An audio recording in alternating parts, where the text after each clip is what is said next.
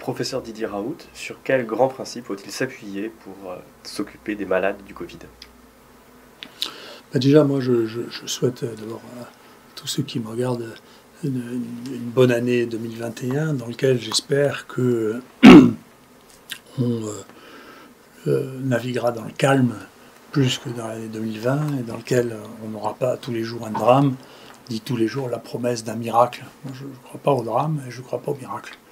La médecine, c'est fait de l'addition de différentes stratégies. Par exemple, les septicémies à staphylocoque doré, elles tuaient peut-être 90% des gens avant les antibiotiques, mais elles tuent encore entre 10 et 15% des gens. Il ne s'est pas passé un miracle qui fait qu'il n'y a plus de mort du tout, puisqu'il y a des phénomènes inflammatoires qui prennent le relais en dépit du fait qu'on a les antibiotiques qui marchent parfaitement sur cette maladie.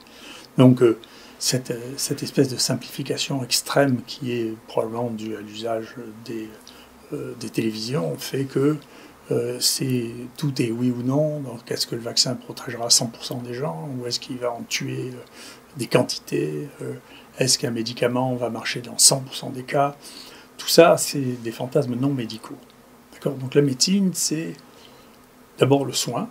Il faut s'occuper des gens, il faut les observer pour voir, y compris il y a beaucoup de phénomènes que l'on découvre par hasard. Énormément d'antibiotiques ont été découverts par hasard, de stratégies thérapeutiques ont été découvertes par hasard, par la qualité de l'observation. Donc je pense que le plus gros problème déjà que l'on a eu dans ce pays, et beaucoup en Europe, c'est la perte de l'habitude d'observer sur une maladie qui est inconnue. Donc on a pris les mesures qui avaient été mises en place par le centre américain pour la grippe, mais ce n'est pas du tout la grippe, c'est une autre maladie. C'est une maladie qu'il fallait prendre le temps d'observer pour voir quels en étaient les symptômes, voir quels en étaient les risques, pour savoir comment on devait la manager. D'accord ? Et surtout pas dire, ce qui est unique, ne voyez pas de médecin, restez à la maison et prenez de Doliprane. Ça, je continue à dire, c'est une faute grave qui explique pourquoi il y a des différences considérables d'une zone à l'autre et d'un pays à l'autre dans la prise en charge précoce des gens qui étaient infectés. Ça, c'est un véritable point. Le deuxième point, c'est que quand les mesures de prévention autour des gens qui sont infectés, comme d'habitude, les mesures générales ont beaucoup moins de chances de marcher que les mesures particulières. Ce qui est vrai pour la médecine, c'est-à-dire les médecins doivent s'occuper en leur âme et conscience et en s'informant des nouveautés de gérer leurs patients.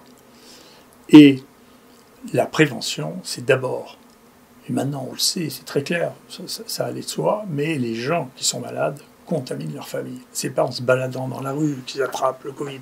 C'est une bêtise, ça c'est pas vrai. Mais en revanche, de porter un masque à la maison quand on a quelqu'un qui est positif, qui est contagieux, alors ça c'est très important parce qu'on sait que la première forme de toutes les contaminations c'est en famille et la première forme de toutes les contaminations dans les familles c'est entre conjoints. Donc quand il y a quelqu'un qui est porteur du virus, il ne faut pas dormir dans le même lit que lui, il ne faut pas le faire. Voilà, ça c'est la première chose. Et deuxièmement, il faut porter des masques. Et troisièmement, il faut avoir des bouteilles d'alcool et se passer de l'alcool sur les mains en permanence, ce qui diminuera le risque de transmission intrafamiliale. Donc le premier risque de transmission, c'est pas les restaurants, c'est pas non. Le premier risque de transmission, c'est la famille. Ça, c'est vraiment établi. C'est pas des modèles mathématiques. Moi, je fais pas des choses comme ça. Je suis pas un sorcier. J'observe. Maintenant, il y a plein de travaux qui sont faits. Pas beaucoup en France, mais il y a plein de travaux qui sont faits. Maintenant, on sait que c'est ça le risque. En particulier en Islande, ils ont travaillé de manière merveilleuse sur le plan épidémiologique. Il faut lire leurs travaux, ils sont disponibles. Donc, c'est le premier point. Le masque à la maison quand il y a quelqu'un qui est positif ou il y a d'autres solutions qui ont été envisagées, l'isolement des gens qui sont Covid plus jusqu'à ce qu'ils ne le soient plus. Donc il y a là le relais, bien sûr, c'est quand on sépare, Et maintenant que les tests ont fini pour être développés à un très grand débit, les gens qui sont positifs, on ne peut pas les laisser fonctionner sur le plan social de la même manière que les gens qui sont négatifs. Voilà. Donc ça, c'est une vraie leçon sur le masque. Là, le masque est indispensable. Là, la gestion à l'intérieur de la maison est indispensable. Si on peut, il faut s'isoler dans une chambre et pas en sortir. Ou quand on en sort, passer de l'alcool sur tous les endroits qu'on a touchés, de manière à éviter que les gens soient contaminés autour de soi, autour de sa propre famille. Donc, je pense que c'est un point très important. Deuxièmement, sur la recherche, sur la science. Donc, on a oublié que c'était les médecins qui devaient soigner les malades. Donc c'est une leçon quand même. C'était pas la première fois que moi je voyais ça, mais j'ai été très frappé de voir ça. Tout ça c'est de la médecine, donc c'est les médecins.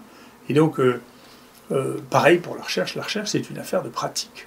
D'accord ? La recherche, c'est ceux qui pratiquent la recherche. C'est pas ceux qui ont une opinion sur la recherche. Ça n'est pas les gens qui ont des responsabilités politiques ou élus qui font de la recherche. C'est les gens qui pratiquent la recherche. C'est pas même les gens qui ont pratiqué de la recherche il y a 20 ans. C'est les gens qui pratiquent la recherche qui connaissent la recherche, parce que ça évolue extrêmement rapidement. Et c'est pas parce qu'on a fait de la recherche sur une maladie qui n'a rien à voir il y a 20 ans de ça que l'on est capable de s'intéresser à ça. Et donc c'est très embêtant ça, parce que tout le monde maintenant se sent capable de décider de ce qui est bon pour les autres. Ça ressemble, je m'excuse, hein, ça ressemble au pire des romans d'avant-guerre, hein, dans lesquels on sait ce qui est bon pour vous, et taisez-vous et obéissez. Mais c'est pas comme ça, la science et la connaissance. Sur une maladie nouvelle, en plus, personne ne sait ce qu'il faut faire au début. Chacun doit tâtonner et avancer. On ne doit pas dire, écoutez, on faisait ça dans la grippe, et puis ensuite, je vous assure, j'ai une baguette magique. Alors une fois, c'est les remdesivir, une fois, c'est la vaccination. Il n'y a pas de baguette magique, il faut travailler. Et c'est très difficile dans ce pays de travailler. Nous, vous voyez, on nous dit depuis des mois, écoutez, il faut absolument que vous fassiez une étude comparative avec l'hydroxychloroquine. Écoutez, nous, les gens qui sont volontaires pour être traités, compte tenu de ce qui est publié dans la littérature, et qui est colossal, on a fait une étude en évaluant, je sais pas, 150 travaux qui ont été menés sur l'hydroxychloroquine, vous savez, ça sort extrêmement clairement. S'il n'y a pas d'intérêt financier avec Gilead, clairement, l'hydroxychloroquine marche.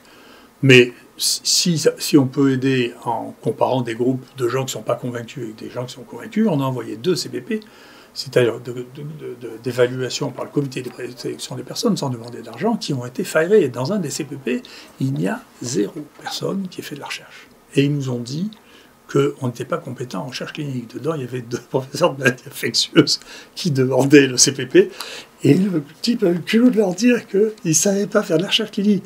Donc on est devenu un pays de fous. Là, il va falloir revenir sur Terre, c'est-à-dire que quand quelqu'un n'a jamais fait de recherche et qu'il se trouve en face de quelqu'un qui a 200 publications internationales dans le domaine, il faut qu'il enlève son chapeau et qu'il lui dise « Monsieur, je vous félicite », plutôt que vous dise « Vous ne savez pas faire de la recherche ».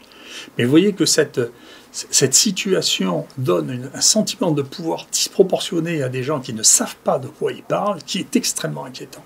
En plus, il y a un arrêté qui est sorti qui dit maintenant, écoutez, le Conseil de l'ordre vous dira ce qu'est l'état de la science, mais c'est déraisonnable. Le Conseil de l'ordre ne sait pas ce qu'est l'état de la science, il ne fait pas la bibliographie tous les jours pour savoir ce qui se passe. Et c'est pas comme ça que ça se passe, la connaissance scientifique. Donc il faut revenir dans ces structures d'autorité à quelque chose qui est beaucoup plus humble et beaucoup plus raisonnable face à la science et face à une maladie nouvelle. Donc et ça, tout ça a manqué beaucoup d'humilité et beaucoup de connaissances. Donc plus les gens sont ignorants maintenant, plus ils ont de certitudes, ce qui est vieux comme le monde. Hein. Les gens qui ont beaucoup de connaissances ont beaucoup d'incertitudes et sont très prudents quant à la prédiction de ce qui va marcher, ce qui ne va pas marcher, ce qui va se passer, ce qui ne va pas se passer. Donc je crois que c'est très important. Ce qui m'amène à dire d'ailleurs que ça m'amuse beaucoup qu'on prétende que je dis ceci ou cela, et donc j'ai décidé de publier le verbatim, c'est mot par mot tout ce que j'ai dit, tout ce sur quoi je me suis prononcé, aidé par Yanis Roussel, qui sera disponible fin janvier, comme ça chacun pourra retrouver. Bien sûr, je ne truque rien, c'est pas mon intérêt, d'autant que tout le monde peut aller regarder si c'est bien ce que j'ai dit sur la vidéo. Donc ça évitera de fantasmer sur les plateaux télé en disant je dis oh là là, il n'y a jamais de rebond, il y a eu de rebond, je vous expliquerai ce que c'est, Raoult est contre la vaccination, tout ça c'est des bêtises, on ne peut pas imaginer quelqu'un qui travaille depuis 40 ans dans les maladies infectieuses dise je suis contre la vaccination, c'est idiot. Donc encore une fois, simplification abusive,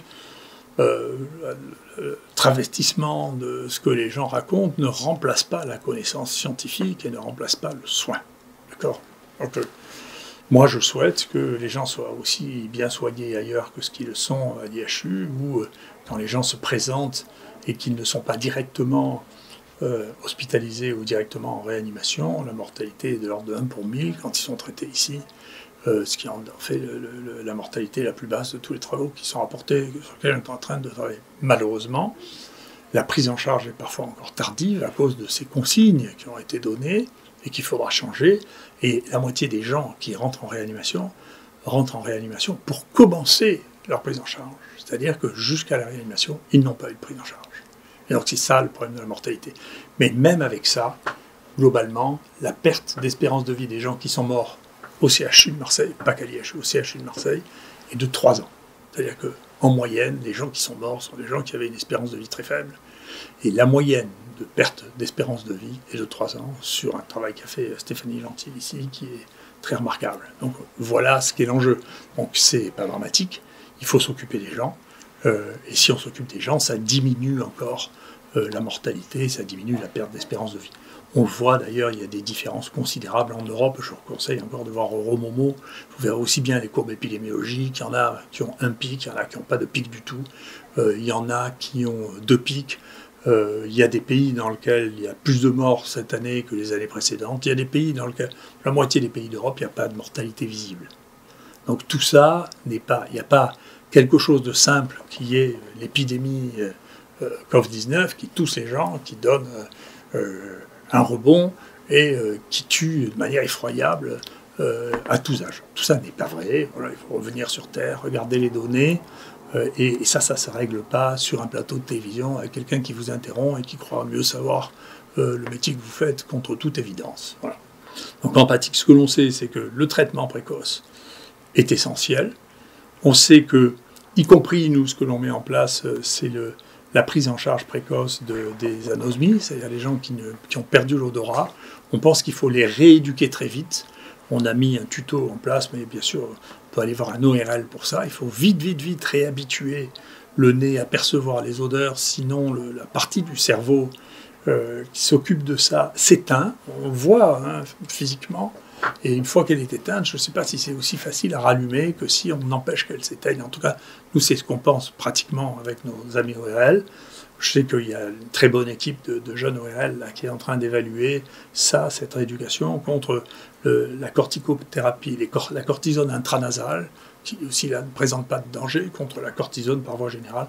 Moi, je trouve que la cortisone par voie nasale et la rééducation ne cause aucun risque, et donc je pense qu'il faut le faire, et le faire très précocement, parce qu'il y a entre 10 et 20% des gens qui, 6 mois après, ont encore des troubles pour percevoir les odeurs, et que c'est extrêmement gênant, en réalité, dans la vie. Donc c'est bien de le faire très tôt. Les autres problèmes, c'est de détecter vite le fait qu'on n'a pas assez d'oxygène dans le sang, et les gens ne le perçoivent pas, donc il faut le mesurer avec ces petits appareils qu'on a été les premiers à recommander. Je suis content qu'on les utilise beaucoup. Il faut vérifier s'il n'y a pas de trouble de la coagulation, en particulier si, en mesurant l'inflammation, quand il y a l'inflammation rapidement, il faut, donner des anticoagulants, et deuxièmement, éventuellement, donner des corticoïdes à faible dose associés au traitement antiviral. Pour le traitement, on le fait, honnêtement, j'espère que 2021 sera beaucoup plus calme, parce que le fait qu'il n'y ait plus de Big Pharma pour vendre de médicaments dans cette maladie va permettre de revenir sur Terre et de tester les médicaments qui sont déjà à notre disposition et qui ne sont pas toxiques. Alors, ce qui est bien sûr le cas de l'hydroxychloroquine et l'azithromycine, on a fait notre opinion et beaucoup de gens le testent, mais il y a une vraie question, c'est est-ce que l'aspirine serait plus utile que le Doliprane, par exemple, puisque à la fois c'est un effet anticoagulant, ce qui peut être utile spécifiquement dans cette maladie, pas dans la grippe. Dans la grippe, chez les enfants, il ne faut pas donner l'aspirine, mais dans cette maladie, l'ivermectine, qui est un antiparasitaire sur lequel il apparaît des études qui sont positives, qu'il faut évaluer, la cyclosporine, qui est un médicament qui était un peu maudit, puisqu'il avait été proposé précocement dans le traitement de l'infection HIV, et ensuite les études qui ont été faites ont été paradoxales avant de comprendre comment ça marchait, c'est-à-dire que ça ne marche qu'au début de l'infection HIV, et plus du tout après. Et donc il y a une place que ça a retrouvé, et ça a un effet aussi significatif sur Covid-19, avec quelques éléments préliminaires qui montrent que ça pourrait être testé. La question du zinc se pose, celle de la doxycycline aussi, qui est un antibiotique qui marche in vitro, et pour lequel il y a quelques données qui ont été préliminaires, qui ont été publiées. Donc tous ces médicaments qui ne coûtent rien, doivent pouvoir être évalués. C'est pas nous qui le ferons, ça sera les autres. Les Brésiliens font ça, les Pakistanais font ça, les Iraniens font ça. Il semble que l'Europe ne veuille que tester les molécules nouvelles et qui rapportent de l'argent. Mais globalement, il y a tout un panel de drogues qui peuvent être utilisées, qui ne le sont pas pour l'instant et qui vont l'être parce qu'il y a des pays dont l'objectif initial est plus de soigner les malades que de mettre au point des nouvelles molécules d'un prix extrême. Donc la sortie des partenaires avec de nouvelles molécules va rendre un service important dans l'évaluation thérapeutique. J'espère que ça permettra de revenir, plutôt que de tomber dans le désespoir de « il n'y a plus rien », sauf maintenant le vaccin qui va devenir, puisque de toute manière il n'y a rien à faire, il n'y a plus le vaccin. Ensuite, dans cette maladie, une fois qu'on les a traités, le problème compliqué, c'est la suivi des patients qui ont fait un Covid. Il y a un certain nombre d'anomalies qu'on note, de 3 natures. Les gens qui sont passés en réanimation peuvent avoir des problèmes pulmonaires avec des cicatrices pulmonaires importantes qui peuvent entraîner des restrictions respiratoires.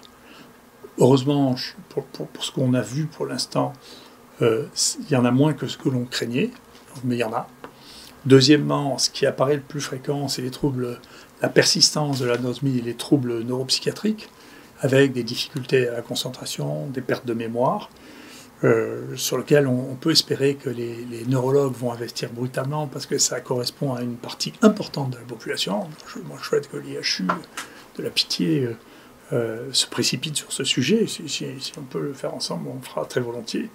Et puis ensuite, ce qui nous étonne plus, c'est les fixations sur l'aorte, ce qu'on voit sur le PET scanner, qui ressemble un peu à ce qu'on voyait dans les aortites syphilitiques, et donc qui vont nécessiter un suivi pour voir si ça rentre dans l'ordre ou si ça se termine par une dégradation et la création d'anévrismes thoraciques. Donc ça, c'est un point, ce sont des points nouveaux que nous, on découvre encore une fois. Moi, je crois au travail, je crois qu'il faut examiner les gens, il faut avoir une équipe pour le faire. Quand il y a quelque chose de spécifique, il faut demander aux spécialistes de travailler avec nous.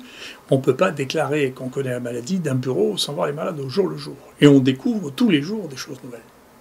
C'est le principe même de la médecine. Donc la médecine, ça se fait au lit du malade et avec les malades. Voilà. Et donc, là aussi, je souhaite que l'ordre des médecins, qui nous représente nous, c'est-à-dire il doit régler les problèmes de conflit entre les médecins, qui est la base de la déontologie. Il doit bien entendu éviter la sorcellerie, c'est justement pour ça qu'on est. Mais de là, moi qui ai inventé une dizaine de traitements qui sont utilisés par tout le monde dans le monde, de me traiter de charlatan sur les thérapeutiques, je pense que les gens qui disent ça ne sont pas qualifiés pour me qualifier. Donc c'est pas raisonnable. Voilà. Des gens qui sont là, il n'y a aucun d'entre eux n'a inventé une stratégie thérapeutique. J'en ai inventé une dizaine qui sont dans toutes les encyclopédies médicales. Il faut arrêter. Il faut revenir, il faut dire, écoutez, on est dans un temps dans lequel la connaissance est évolutive et donc les gens prennent la responsabilité en fonction de la connaissance qu'ils ont. Il faut arrêter de mettre des oukases de cette nature-là. C'est pas un temps. Et ces dérives les Grecs appelaient ça l'hybris, c'est la déraison liée au pouvoir qui laisse penser que parce qu'on a le pouvoir, on a y compris le pouvoir de décider ce qui est bon pour la science, le pouvoir de décider ce qui est bon pour les malades, mais c'est pas ça. Il faut pas devenir fou, hein. Chacun fait son métier, les scientifiques font leur métier, les professeurs de médecine font leur métier, les médecins font leur métier, et que chacun fasse donc son métier. Et on avancera dans un système qui sera raisonnable. Sur le plan de l'épidémie, quelles sont les dernières données dont vous disposez ? Alors, il y a les dernières données et l'avenir. Alors, bien sûr, je me prononcerai un peu plus maintenant que sur l'avenir. Donc, je voudrais éclaircir, si je peux. C'est compliqué parce que les gens ont l'habitude de ne pas croire, sauf si c'est l'institution en charge, les données qui émergent de leur propre pays. Moi, j'ai une grosse expérience de ça avec le Zika, parce que c'est un de mes anciens élèves qui a découvert le rôle pathologique du Zika en Polynésie française. Et il était en Polynésie française, c'est là que c'est arrivé. J'ai 80% de la population de Polynésie qui a fini par être infectée. Il a montré que c'était une maladie pathogène. C'est le chercheur le plus connu, il s'appelle Didier Musso, vous pouvez regarder, le chercheur le plus connu de Zika. Quand il a présenté ça en France, moi j'ai tout de suite demandé de me faire un éditorial pour le journal dont j'étais rédacteur en chef à l'époque, et toutes nos institutions de santé publique s'en sont foutues. À considérer, en dépit du fait que la Polynésie française, c'est la Polynésie française, c'est lié à nous. Donc il a dû prendre des décisions tout seul. Il était directeur de l'Institut de recherche de Polynésie. Il est devenu le plus connu du monde. Il n'y a pas eu de stratégie qui a été mise en place dans les territoires, les domaines d'outre-mer. Et c'est seulement quand il y a eu des cas au Brésil, 2 ans plus tard, que les Américains sont fait infecter là-bas, que le Center for Disease Control, le centre américain, a attiré l'attention sur le Zika, que la France s'est préoccupée de ce qui se passait pour le Zika. Et c'était les mêmes que maintenant avec Reacting de l'INSERM, c'est les mêmes. Ne croyez pas ce que disait notre collègue qui avait fait tout son cursus à Marseille, qui avait les souches, qui avait les cas. Alors, une fois que ça a été reconnu, on a vu les gens, les épidémiologistes de Pasteur sont allés à Tahiti pour dire quelles étaient les autres conséquences. Très bien. Mais ça veut dire que pendant 2 ans, il est resté seul, pour la France, pas pour le reste du monde, pour la France, à parler d'une maladie qui avait été découverte dans un territoire français. Donc, c'est un problème. Moi, quand j'ai dit dès juillet, écoutez, c'est pas...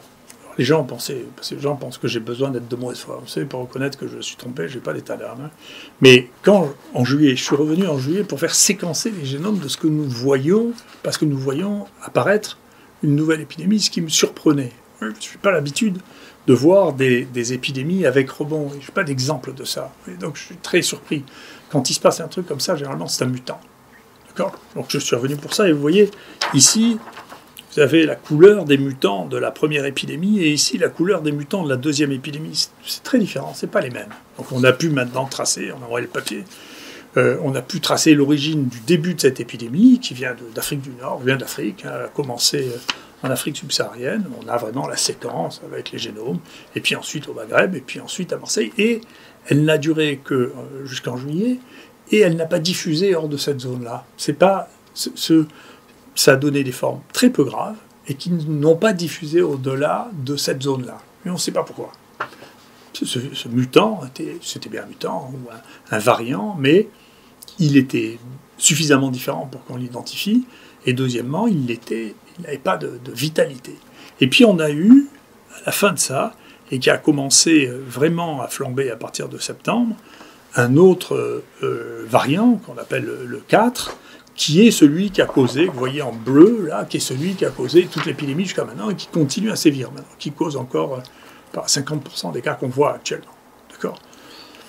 Et il est extrêmement différent de tous les autres, extrêmement loin. On ne sait pas quelle est son origine, on ne sait pas comment un virus a pu apparaître la première fois avec autant de mutations différentes. Normalement, on voit des stades progressifs. Soit c'est dû, c'est possible, au fait qu'il y ait des mutations dans les gènes réparateurs de ce virus, et donc les mutations sont accumulées, soit c'est parce qu'il a eu une période qui est complètement aveugle, où il s'est multiplié dans autre chose que l'homme, et il est possible que ce soit un de ces virus qui s'est multiplié dans les élevages de visons. C'est possible. Parce que les premiers génomes que l'on a, qui ont été faits ici, dans le sud de la France, en Occitanie, chez nous et en Occitanie, pour les 4 premiers ou les 5 premiers, et le 6e c'était au Danemark, et le plus grand nombre de génomes que l'on a de ce génotype viennent du Danemark, qui est un des endroits au monde où il y a le plus de visons. Ils ont déjà exterminé la moitié de leurs visons d'élevage. Donc, c'est pas impossible, en particulier on a l'impression qu'il y a une mutation à la base qui est commune avec le vison. Il y a d'autres hypothèses, mais en tout cas, il s'est passé quelque chose avec un nouveau mutant. Tant qu'il n'y a que moi qui disais ça, non, parce que personne d'autre ne faisait de génome en France, les gens ne font pas assez de génome. Mais quand les Anglais ont dit, regardez, si nous on a un génotype avec une nouvelle maladie, tout le monde dit, ah c'est vrai, d'un coup les gens disent, mais nous alors finalement c'est pas vrai ce qu'ils disaient à Marseille, qu'eux aussi ils avaient un nouveau génotype, sûr, c'est vrai, et il est dans toute l'Europe ce génotype. Hein. Donc c'est une autre épidémie, c'est autre chose, c'est pas un modèle, c'est pour ça que vous ne pouvez pas faire de modèle épidémique. C'est une autre maladie. Chaque maladie a son propre génie. Ces virus mutent beaucoup. On avait l'impression que ces grands coronavirus mutaient moins parce qu'ils ont ce système de réparation. Mais ce système de réparation marche moins. Ils se remettent à muter beaucoup et vous allez avoir des mutants sans arrêt. Alors, qu'est-ce que ça veut dire, le fait qu'il y ait des mutants ? Eh bien, vous avez une deuxième maladie qui sévit là. Et vous voyez, qui a ni la même ampleur, ni la même mortalité, ni la même durée dans le temps. Elle a duré beaucoup plus dans le temps, elle était moins souvent mortelle, mais à la fin il y a plus de morts parce qu'elle a duré tellement plus longtemps, qu'elle a touché beaucoup plus de gens. On estime, nous, à vue de nez, qu'il y a peut-être eu 8% de gens à Marseille qui ont été infectés au cours de la première épidémie, et peut-être 25% jusqu'à présent, avec la deuxième épidémie. Donc, 3 fois plus fréquente. Mais surtout, le point qui est intéressant, important, c'est que c'est tellement 2 épidémies différentes que nous avons maintenant 33 personnes qui ont fait une maladie dans la première épidémie et qui viennent d'en faire une avec le 4, là. Donc ils ont rejoué une deuxième fois avec l'épidémie. Donc, ça veut dire que ce n'est pas la même maladie. 2, l'autre a disparu, celle qu'on avait eue. 2, la première épidémie ne paraît pas entraîner une immunité totalement protectrice vis-à-vis de ce nouveau génotype, ce qui est quand même une question embêtante.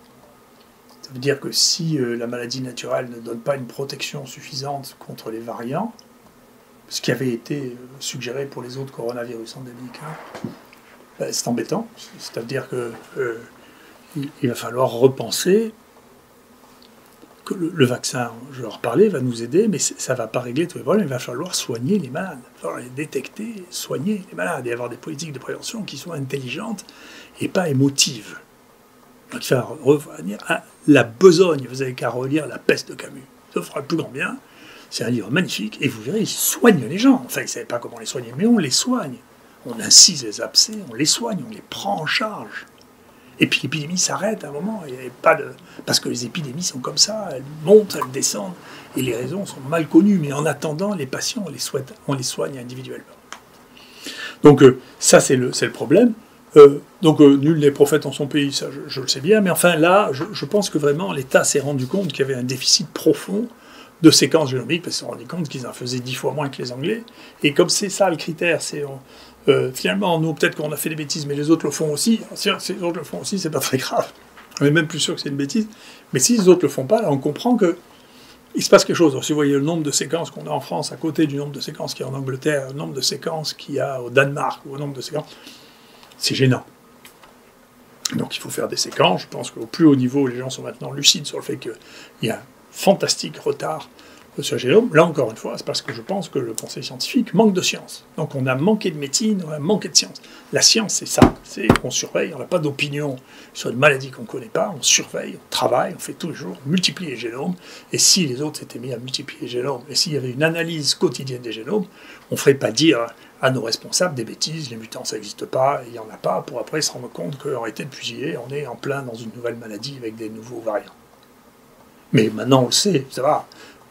Il faut arriver maintenant à tenir compte des leçons et arrêter de prétendre connaître ce qui va se passer avant même d'avoir des données qu'on puisse regarder. Et après c'est le travail de la télévision, elle n'est pas là pour porter la vérité. Mais enfin, vous avez des gens qui viennent là s'exprimer en donnant les opinions sur le génome, sur le truc, ils ne savent même pas ce que c'est. Je ne sais même pas s'ils connaissent la structure du génome des choses. Je leur propose de regarder, d'ailleurs, il y a une très bonne vidéo faite par Isabelle Imbert pour vous expliquer tout ce qu'est le génome des coronavirus, de comment ça mute, de comment ça se passe, et du coup, vous pourrez en parler, c'est intéressant. Voilà, donc je pense que c'est un point extrêmement important. Tous ces éléments sont des éléments très importants, et nous, pendant tout ce temps, on n'a fait que travailler. Alors, on va faire ce livre qui s'appellera « Les carnets de guerre de Covid-19 » pour mettre vraiment, mot par mot, tout ce que nous avons dit, qui évitera de délirer ou de couper les morceaux ou de les réarranger comme des gens sont devenus spécialistes. Et puis, il faut bien reconnaître qu'en termes de production scientifique, qu'est-ce qui, moi, m'intéresse? Ce qui se dit sur le plateau de télévision, c'est pas ma vie. Moi, ce qui m'intéresse, c'est la production scientifique. En clair, l'IHU est le premier en France, et c'est le premier en dehors de Chine. D'accord? On a eu un travail récemment qui a été vu, quelles sont les 500 publications les plus citées sur le Covid-19. Il y a 13 Chinois avant nous, et puis nous, 3 d'entre nous, et 2 Allemands, bien sûr, dont Sten, une star qui n'a pas arrêté de travailler. Il fait les génomes, il a mis au point le premier, les PCR, c'est un grand scientifique. Et donc on est seconde chinois, c'est pas mal. Les équipes françaises et allemandes sont avant les Anglais, avant les Américains, ce qui était impensable il y a encore 2 ans. On verra si ça durera, mais notre production scientifique aussi, bien sûr. En France, c'est de très très loin la plus importante. Les deuxièmes, c'est les ORL qui font très très bien. Et le troisième, c'est les réanimateurs qui font très très bien. Voilà. Donc c'est les gens qui ont eu à travailler faire du diagnostic, à analyser les séquences et à voir des malades. D'accord ? Donc les ORL, ils ont vu des malades, ils sont occupés, ils ont fait de la médecine. Les réanimateurs sont bien obligés de faire de la médecine, ils sont bien obligés de tâtonner pour soigner les gens. D'accord ? Mais si vous ne soignez pas, ou si vous commencez seulement à soigner les gens dans les réanimations, vous n'apprenez pas. D'accord ? Et vous ne pouvez pas découvrir de choses nouvelles, vous ne pouvez pas trouver de choses nouvelles. Voilà ce qui se passe. Donc au bout d'un moment, tout ça est intéressant, tout le monde a le droit d'avoir une opinion sur tout, mais il faut se méfier pour ne pas expliquer que ceux qui sont les plus productifs dans le domaine en question, je parle bien du coronavirus, du Covid-19, hein, ceux qui sont les plus productifs de très très loin, il ne faut pas dire que c'est eux qui ne savent pas, quand même, parce qu'au bout d'un moment, on ne comprend plus le monde. Concernant le vaccin, quel est votre regard sur la situation ?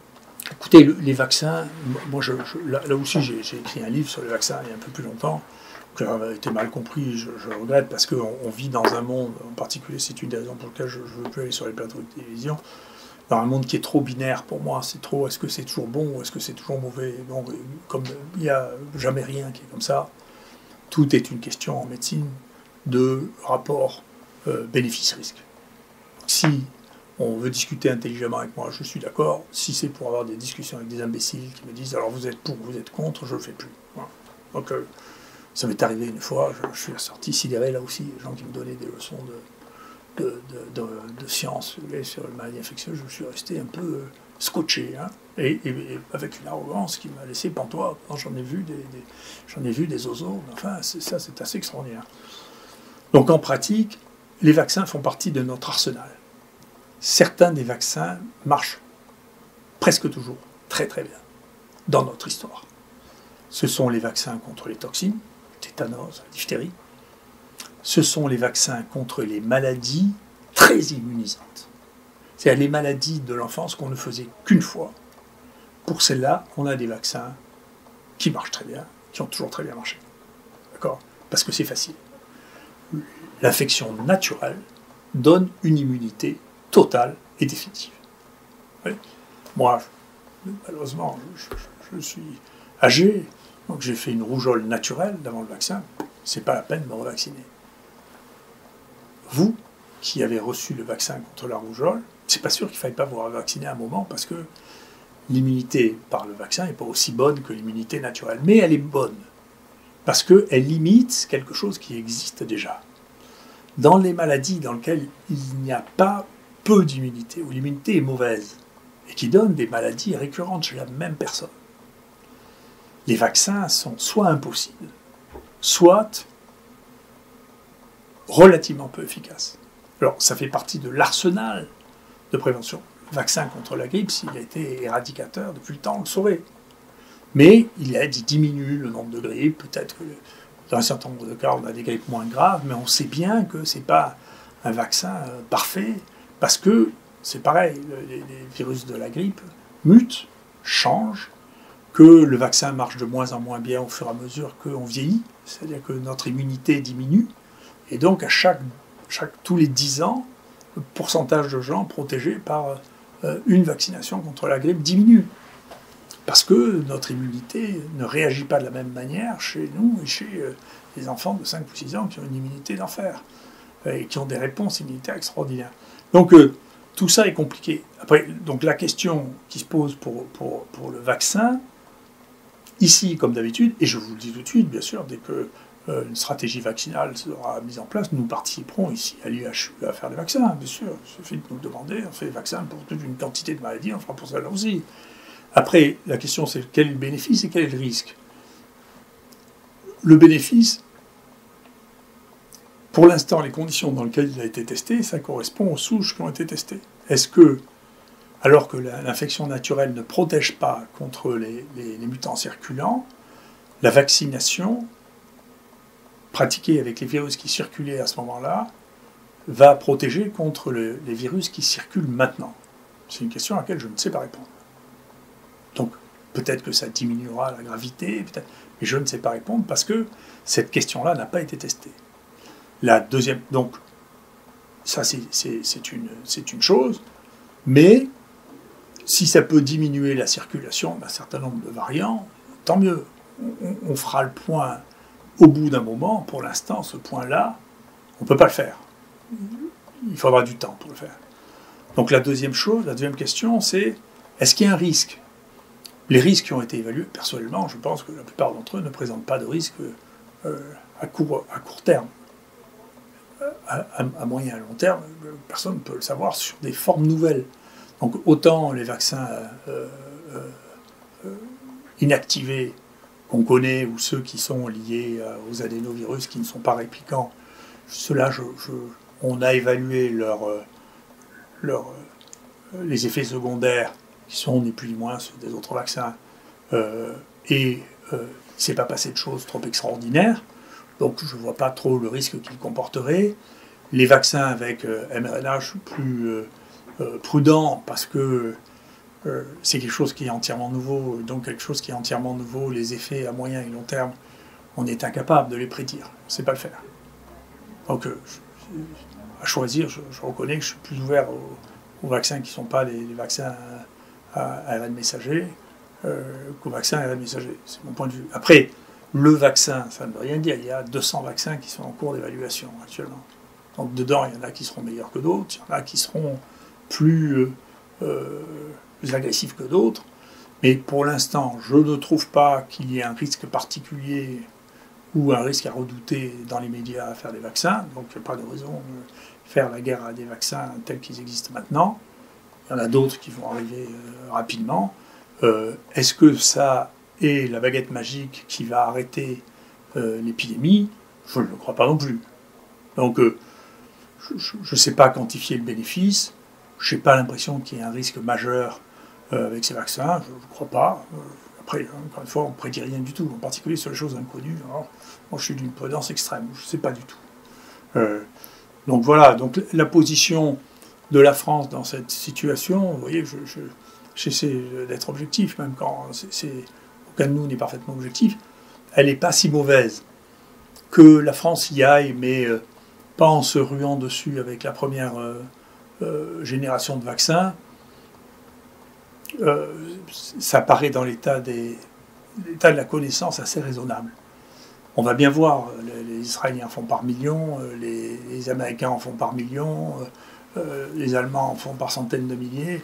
Et donc je finirai avec ça. Vous savez, ici c'est le pays de Pagnol. Et quand Marius part sur le bateau, et son père lui écrit, et Marius est dans un bateau dans lequel on mesure la profondeur de mer.